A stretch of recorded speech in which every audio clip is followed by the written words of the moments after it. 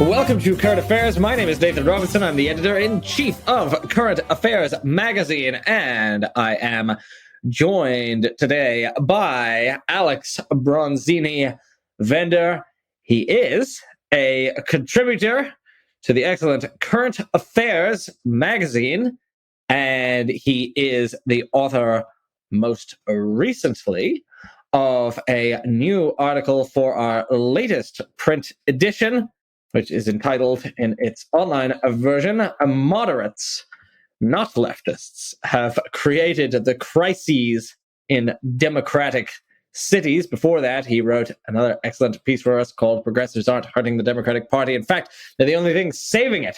Alex Bronzini-Vender, thank you so much for joining us on Current Affairs today. Thanks for having me on. I'm super excited. Okay, so the two articles that you have written for us, they're different, and they're about different things, but they're in some ways about the same thing. Because as I was thinking about this, I thought, well, there's kind of underlying point that runs between both of these articles, which is that both of these articles, in a way, are responding to a certain narrative about what it means to be pragmatic in politics, about what is the source of the trouble that we are in, whether that is the left ruining everything, or whether, in fact, it is centrists and neoliberals who are ruining everything.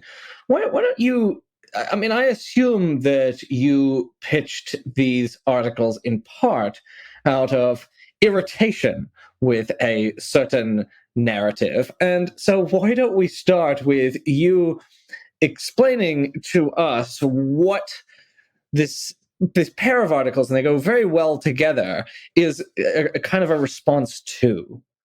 All right, so I guess I'll begin with the first one, Okay, chronologically, which was the one about progressives in New York State. Part of that, the frustration there, was that the New York Democratic Party has just been very, very hostile towards progressives. You know, I think that many people around the states saw when Jay Jacobs, the chairman of the New York Democratic Party, compared India Walton, who is a DSA candidate for mayor of Buffalo, to David Duke, those sorts of fairly grotesque moments. And I was just watching this sort of narrative that progressives aren't, we have to fight progressives so hard because they just can't win. I think that it's always like important to show that progressives can win as a progressive ourselves.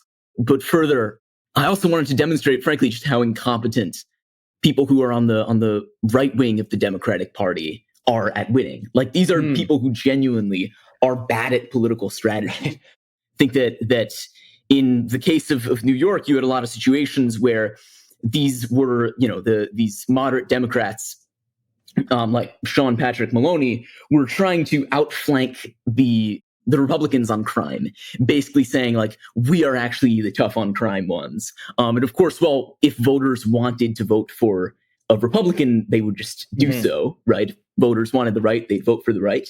So this sort of moderate Democratic way of doing things lost big in New York, brought some of the worst gains, brought some of the worst losses New York Democrats have seen in a very long time. And I thought I just wanted to highlight that.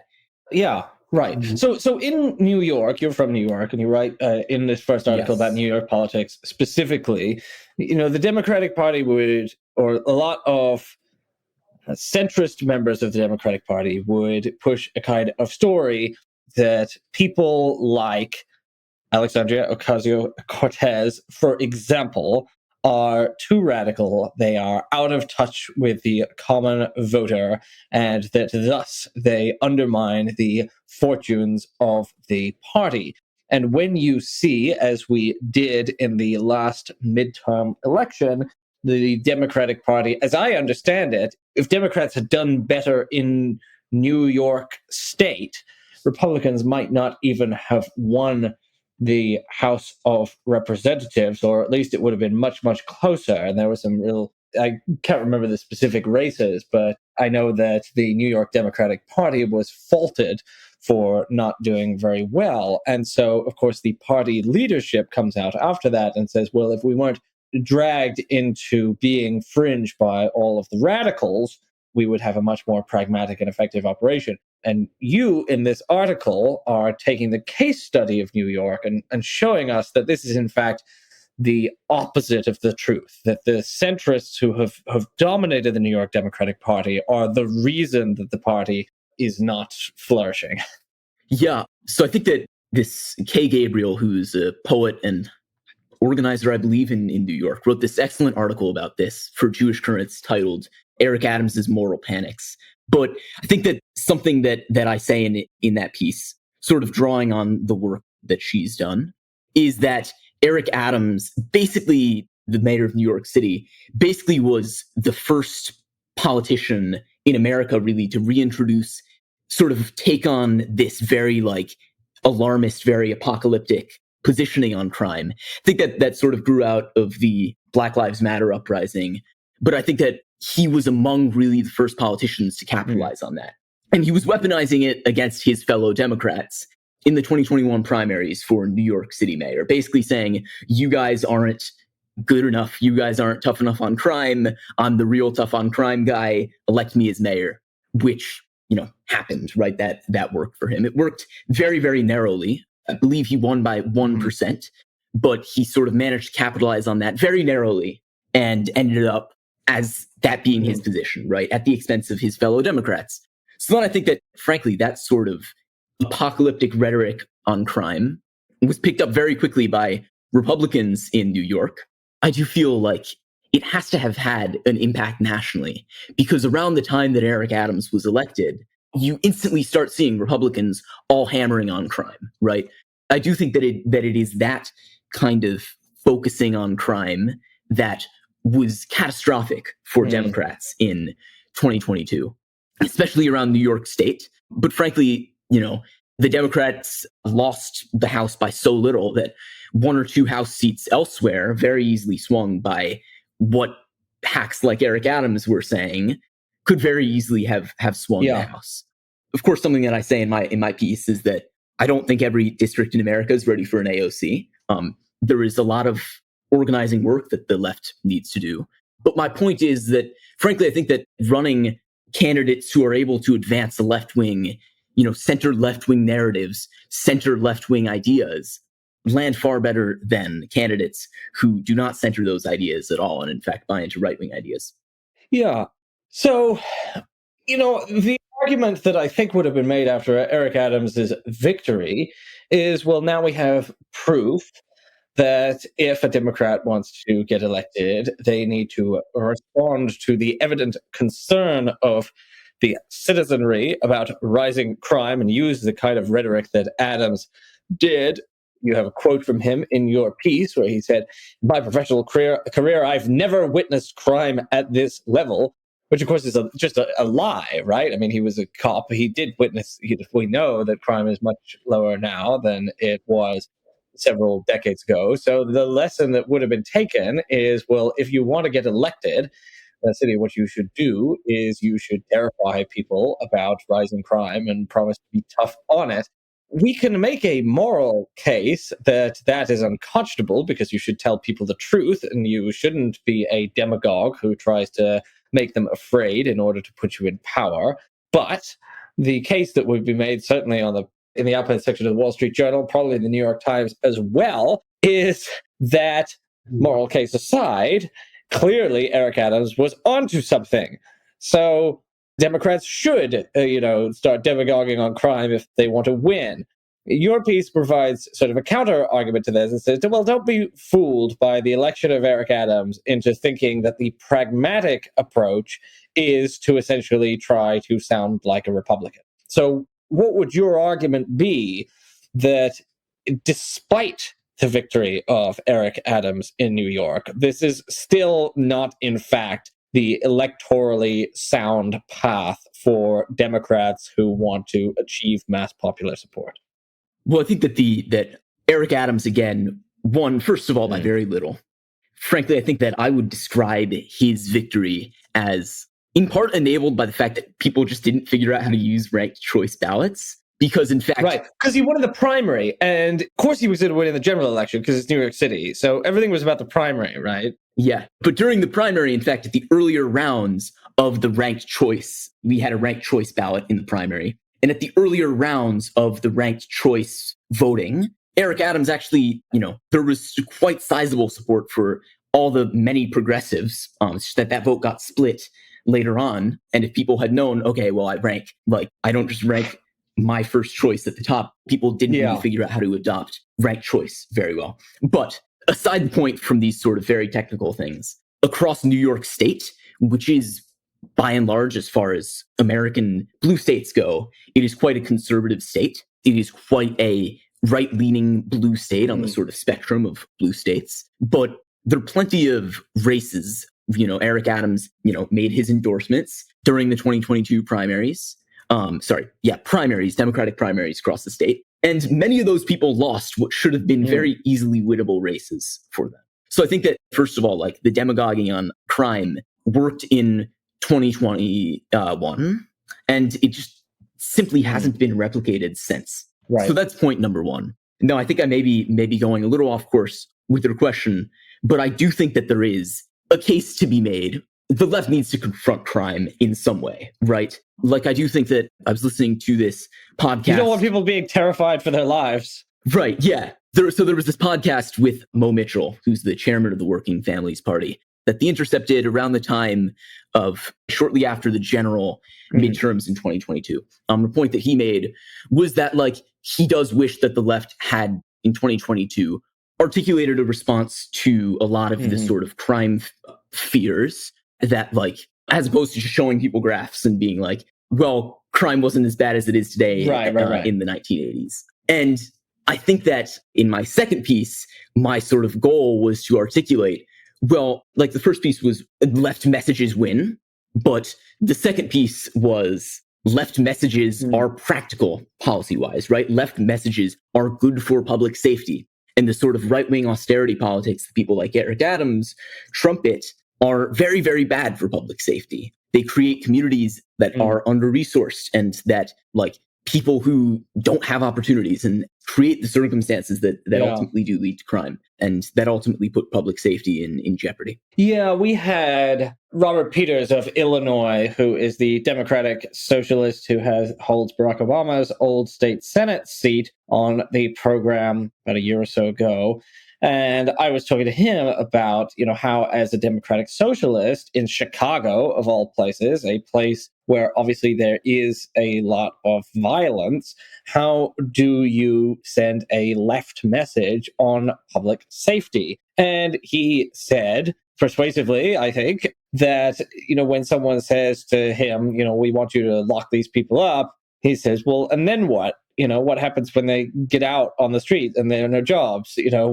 Then what, right? Do you just want us to take these young people who commit crimes and are you going to put them in prison for the rest of their lives? And if it's not the rest of their lives, then what? And he said, so what you have to do, a real public safety approach is about making sure that people have everything they need to have a flourishing life and that you don't have desperados on the streets. And that's how he talks to people, even as he advocates successfully for the getting rid of all cash bail in the state of Illinois. So, I mean, he would agree with this point and say that there is, in fact, a progressive or left message that you can send on public safety. I do want to ask you, you're quite familiar with New York state politics. Obviously, people can point to the election of Eric Adams and make some sort of point about New York City is clearly trending moderate. But progressives in New York have had quite a few notable victories. Of course, they often don't get reported on or discussed very much. Perhaps you could tell us about some of the work that progressives have done in New York State that you think ought to get more attention or to be part of our understanding if we're going to discuss this question of what actually works, what actually wins and attains public support. I'll start with New York City, which is where I live. So when we passed the budget of of New York State a few months ago. New York State got pretty much what is the most progressive renewable energy plan of any state in America, which was something that the Democratic Socialists in the state legislature everywhere in New York were pushing very hard for. The legislation that got ultimately put in the budget was the Build Public Renewables Act, which essentially empowers the state government to build renewable energy across New York State, devotes the budget for it, etc. And New York State was one of the few states where the New York Power Authority, which is the agency which runs the generation of power in New York, was legally not allowed to build renewables. So having BRPA was a huge step forward that truly would not have happened without the Democratic Socialists. Now the fight that we're working on is the guy who's in charge of the NYPA, the New York Power Authority, is a very, very right-wing guy. So we're trying to get him out. But these are huge, huge wins that I think that are really setting a course for the rest of the country as well on climate action. Then there's good cause eviction as well. So good cause eviction it's another political fight that's been going on for a while. The idea is essentially that your landlord should not be able to throw you out of your house for absolutely no reason, right? Just because they want to raise the rent. They have to have good reasons. Those good reasons might be, like consistent months-long non-payment of rent, presenting a danger to people in the building. But it can't just be arbitrarily like, I want to charge you more and you can't pay that, right? And I think that these are things that I'm seeing a lot of people supporting and that I'm super hopeful about in the next session of the legislature. Yeah. Well, I mean, your article on New York politics, the headline is "Progressives Aren't Hurting the Democratic Party. In fact, they're the only thing saving it." And I think one of the impressions that I get from reading the piece is that the initiatives in New York State politics that are energizing people, that are exciting people, that are making them want to, if they want to vote for Democrats, why they would want to vote for Democrats. The things that are giving them any reason to vote for Democrats at all are things that are coming out of the progressive wing of the party, and that the centrists in New York State Democratic politics are really offering nothing. And if it weren't for the fact that there is this exciting Democratic Socialist contingent, or the Working Families Party part of the Democratic Party, obviously we can't prove a counterfactual, but it seems hard to believe that there would be much enthusiasm at all in Democratic politics in the state. Right. And another thing that I think is pretty important to note as another huge, pretty significant thing that's happening, I see across state politics, is that more and more feeling the pressure from Democratic Socialists. These people, these like centrist Dems, are taking political stances around, for instance, climate justice that 10 years ago would be unthinkable for a lot of people to take, right? Like the New York State legislature is still, socialists still very much face an uphill battle. But I do think that there's been a lot of movement to the left just because of the pressure that now having a couple Democratic Socialists in there who are, agitating on things that people really connect to places upon more sort of right-wing Democratic lawmakers. So I think that another sort of, I guess I didn't really make this point in the article, but I do think that another way that Democratic Socialists do sort of save the Democratic Party in a way is that they kind of force people on the right to take positions that get people excited, right? They move the whole caucus to the left. And of course, they still do face an uphill battle, but I think that's like a major outcome of the fact that we've seen a stronger left in New York. I want to get on to the other article, the one from our most recent print edition. I thought I'd add that Eric Adams, it feels to me like Eric Adams only looks like a great model for Democratic mayors if you are not in New York City and not paying attention to the fact that Eric Adams seems to me like every article that I read about him makes him look like a total kook. Yeah, I mean, I saw this recent article. I forget where it was, but there was this one thing where he, on the campaign trail, being like, listen, in our classrooms, we got to teach people about, in math class, you're going to learn how much fruit you need to make a salad. In geography class, you're going to learn where the bananas come from. Kind of reminds me of almost the sort of Trump way of just saying things, like of just completely saying whatever comes to mind. Yeah, he has a lot of that. It's very surreal often when you listen to him talk and you're like, how did this man become the mayor of a city? Right. Like I was talking to someone at an event a few weeks ago about this, but like there is something almost morbidly entertaining about all of Eric Adams's lies. Like I think that when we were talking at the time, the thing that the New York Times reported on, which was that he had this fake image of like a dead cop who he claimed was like his best friend in his wallet. And it turns out that he had like all his aides like, you know, put coffee on it or something to make it look more aged. Make it look like he'd be carrying this thing in his wallet. The thing that I love about Eric Adams is that he involves more people on all these lies than like Richard Nixon did with Watergate. Like, you know, he could have just printed out the picture and put coffee on it with an eyedropper himself. And it's like, you know, you didn't need to involve all those aides who then go and like snitch the New York Times because like, why wouldn't you? It's hilarious. But, you know, in any case. Completely bizarre, just completely bizarre thing to do. And hopefully not and very Trumpian, and just hopefully not the model of future democratic governance. Probably, and I know Bill de Blasio ended up pretty unpopular. I can't imagine that Eric Adams is going to end up as one of the most popular and acclaimed mayors in New York City history. Who knows? Yeah, I mean, absolutely not. I mean, and I suppose this is anecdotal evidence, but I do interact with a fair amount of Adams voters and like, you know, a fair amount of people who were legitimately excited for Eric Adams in 2021 and who have just completely turned on the guy. I think that there were sizable, like I know some people who are involved with like tenant organizing and such. I think that a lot of people bought in to the sort of identity aspect of it and the sort of, you know, right, the sort of feeling that we've had this very long line of very ineffective white mayors, and like we do need a change coming off the heels of Black Lives Matter. And like I just knew some organizers who were among people who were usually like very down with like left-wing causes and who were, you know,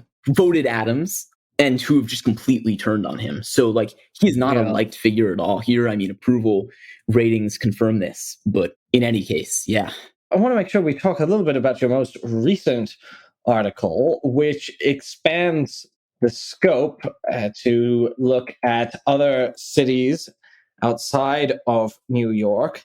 And here, as I say, you know, I pair these articles together for this discussion because I do think you are doing something similar in both, which is that, you know, in this new article, you are taking this idea that our cities, which you hear constantly from the right.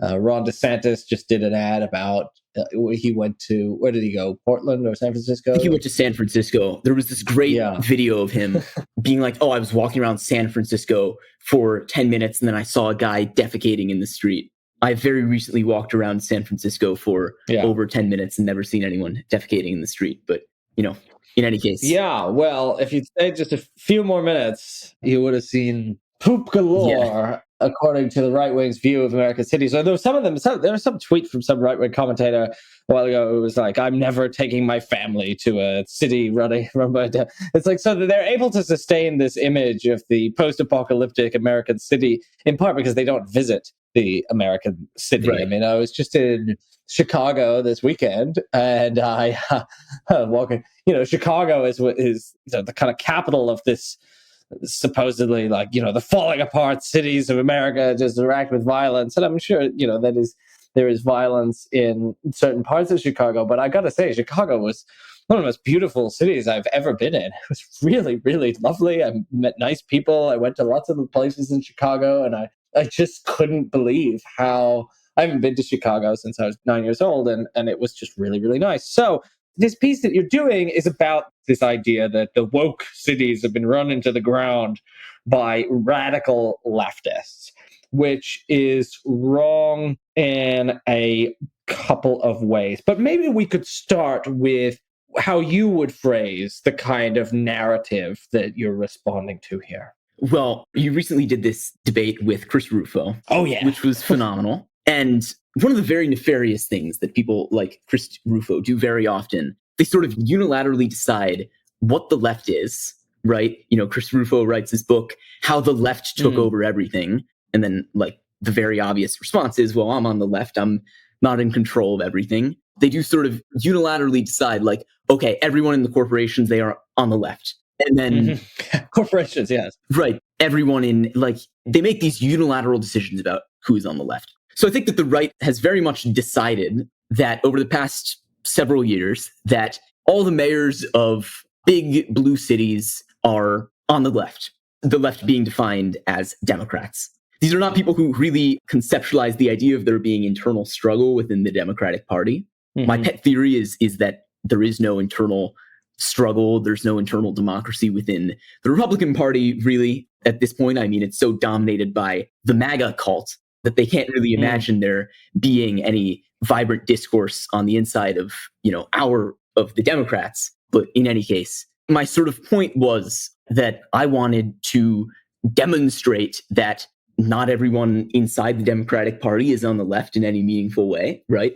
And further, that the people who are not on the left are the people who have, caused a lot of the situations that we see in big cities. That's not to say that the issues with public safety, the issues with homelessness that you see in blue cities are worse than those pretty obvious that you see very often. Is that like whenever a Republican congressperson harps on crime in their district, in blue cities, you pull up the crime rate in their district, and it's almost always without fail several times higher than whichever city they're picking on. But the narrative that I wanted to sort of respond to was this kind of narrative that, like, of course, I didn't want to buy too far into this idea that like there is some unique crisis going on in democratic cities, right?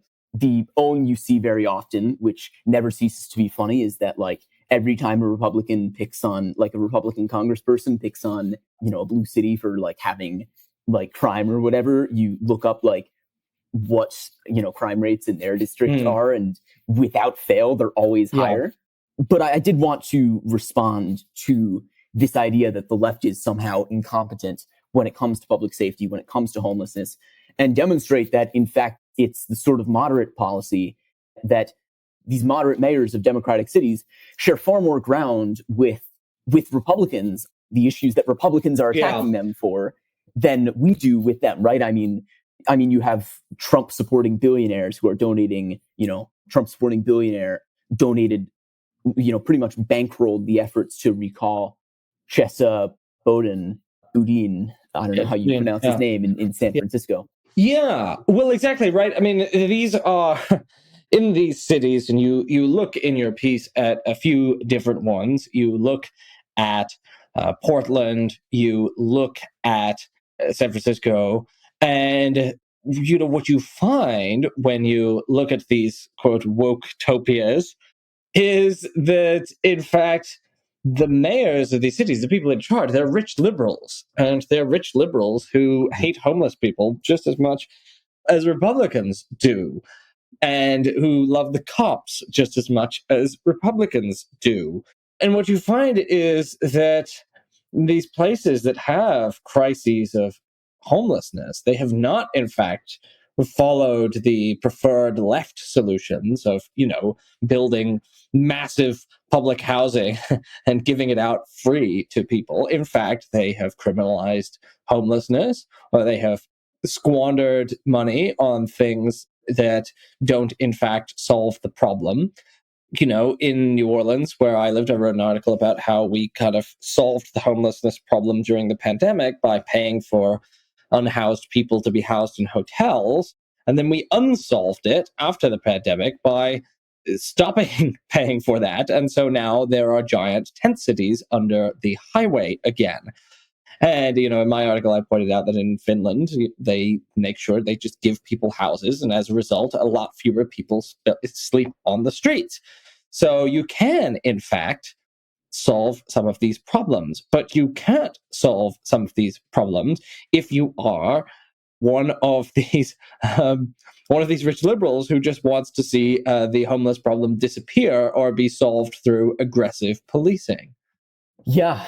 Something that I write about in my article is the right to shelter in New York. New York City is, for all the issues we have with homelessness, it's among the cities which is the best at having homeless people at the bare minimum under roofs, right? Like if you look at the share of homeless population that is in shelters, it is very high compared to other major American cities. Now, of course, right, shelters are shelters. They suck in many ways. They can be unsafe. They can not be sensitive to the needs of the people they shelter. The right shelter is something that was sort of won by the left in the 80s in New York. And that has been massively effective at the bare minimum of getting people a safe place to sleep every night. And, safe with an asterisk next to it, of course. But I do think that it's policies like these, like it's talking about housing first, which is the name for the approach that you just named, that you've written about, of unconditionally housing people, even in big American cities, is like, would not be entirely unprecedented, right? This idea that this is the best way to get people off the streets is give them a place to sleep, right? It's not any more complicated than that. Then, of course, something that people like Eric Adams, and I don't mean to prolong this, but something that people like Eric Adams are now sort of their line now is that homelessness is actually a mental health problem and that we just need to institutionalize people and that will solve homelessness. And I think that it's a sort of solution which sort of, to, again, rich liberals who fancy themselves humane people, it's a solution that feels pretty good, right? You are giving people mental health care, how humane, but it does ignore the fundamental reality that it's not mental health which causes homelessness, right? It is being on the streets, essentially like ignored by everyone, kicked to the curb in a quite literal way by society. That leads people to develop mental health issues. And this is like overwhelmingly backed by data, right? It's a way to frame these carceral solutions to homelessness in this more sort of liberal friendly way, right? Because of course, institutionalization, what that means is putting people in cells, whether they be padded cells or prison cells. And you write about Chicago and you quote the new progressive mayor, Brandon Johnson, who explained in quite a vivid phrase that, speaking of his predecessor, Mayor Lori Lightfoot, there are a lot of figures in Chicago politics who, quote, run like Frederick Douglass and then govern like Jefferson Davis. They take on this platform of equity and justice for the people, and then they try to convince people that these things aren't possible. And you note that Lori Lightfoot pushed this image of being a realistic progressive, not a radical, someone who would, not be soft on crime. And then she was criticized from the left for not moving away from a policing first approach to public safety. And this happens all the time. And if you're a conservative, you just look at the rhetoric.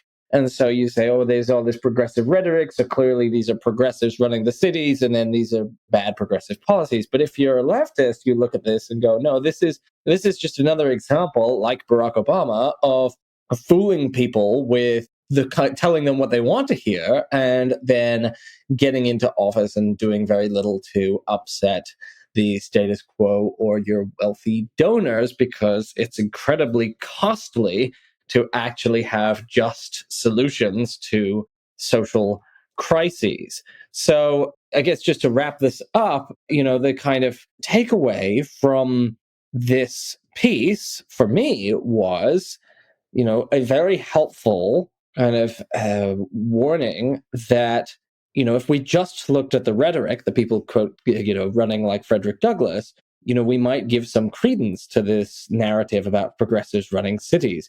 But progressives don't run cities. The test will be what happens when Brandon Johnson, rather than Lori Lightfoot, runs Chicago. And then that's going to be an interesting case study. Yeah. I was follow that race very closely. I think that a lot of people across on the left did. And of course, it is great to have people elected. It's great to have progressives elected.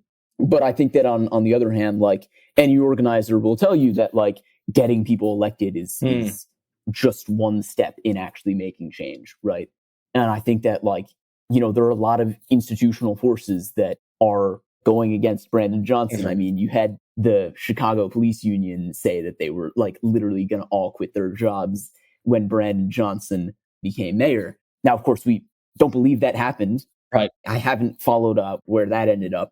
As you say, I mean, I think it's an important point that we should also be careful that we don't set up an alternative narrative that says, well, okay, well, now that Brandon Johnson has been elected the mayor of Chicago, everything that happens in Chicago now is, in fact, the responsibility of progressives, because it is extremely, extremely difficult to solve major social crises. And we have to give we have to give a little bit of indulgence, a little bit of time before we come to a verdict on progressive governance of the city. Because first you have to have actual progressive governance of the city, and then second you have to remember that even a progressive mayor is not, in fact, dictator of the city, and nor should they be. And so it's difficult to find out the answer to the question of what policies actually work. But what we do know is that the right-wing narrative that your piece is a response to really is made in complete bad faith. Right. It is made by people who want to deceive you, right? That is, I generally want to be charitable with people, but it is not an argument that is made in good faith. It's one that's blatantly false if you give it even a minute of scrutiny, right? And I think that certainly we do need to be, regard even our own elected socialists with scrutiny, right? I mean, one sort of major debate that's been going on within the Democratic Socialists of America has been the extent to which we should discipline our elected members. Yeah, well, I would strongly recommend that our listeners turn to the pages of Current Affairs magazine for more demolishing this narrative of the cities. The latest piece is called "Moderates Not Leftists Have Created the Crises in Democratic Cities." You can read it in print in the May-June 2023 issue of Current Affairs magazine. You can also read it on our website. Previous article is "Progressives Aren't Hurting the Democratic Party. In fact, they're the only thing saving it." You can read that in Current Affairs. You can also read on Alex Bronzini-Vender's Substack. If you go to alexbronzini.substack.com, you can read some responses that he gave to critics of that piece on Reddit, who had a number of cheap shot talking points against it, which he ably demolished. You can find Alex Bronzini-Vender's work at alexbronzini-vender.com, and you can also go to Twitter, where he is at Alex Bronzini. So, Alex Bronzini-Vender, thank you so much for your contributions to Current Affairs magazine and for joining us today on Current Affairs. So much. Appreciate it. Thank you so much. The Current Affairs Podcast is a product of Current Affairs Magazine. If you are not subscribed to Current Affairs Magazine, visit currentaffairs.org/subscribe today and get our glorious print edition. The Current Affairs Podcast is released regularly every week on patreon.com/currentaffairs. Thanks for listening.